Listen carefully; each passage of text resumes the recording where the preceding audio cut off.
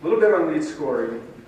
Basically what you're doing is scoring people on implicit and explicit criteria. I'm using a little bit of eloquent jargon there, but it's similar concepts no matter what tool set you're using, what language you're using. Implicit just means that it's a little bit more behavioral, so I'm visiting a certain website, I'm responding in a certain way, I might be attending a webinar for 5 minutes rather than 10 minutes.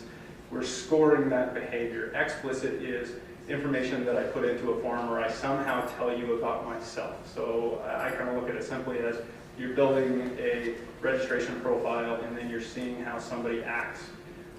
One of the rules of thumb is we want to use implicit a little bit more than we're counting on explicit, because somebody filling out a form is notoriously inaccurate and people don't like to give up a lot of information, so it's going to decrease your response rates.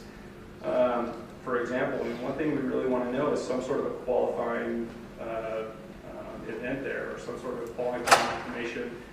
Common methodology is band, budget, authority, mean, technical fit. You can't just ask this question on a registration form because the accuracy is going to be about 20%, and you've really dug a little bit too deep into people's lives, so that your response rates are going to go down. So a couple of ways we can address that.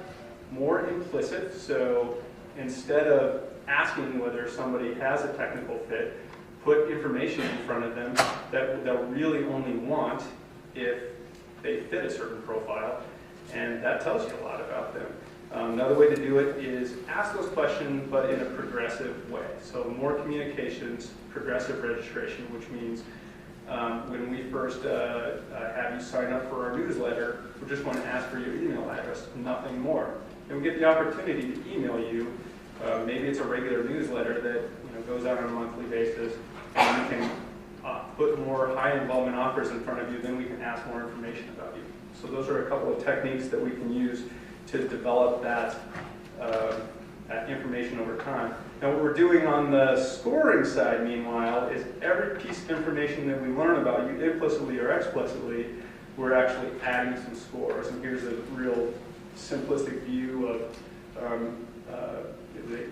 what they call high-value web content. It's accessing information that tells you something about me.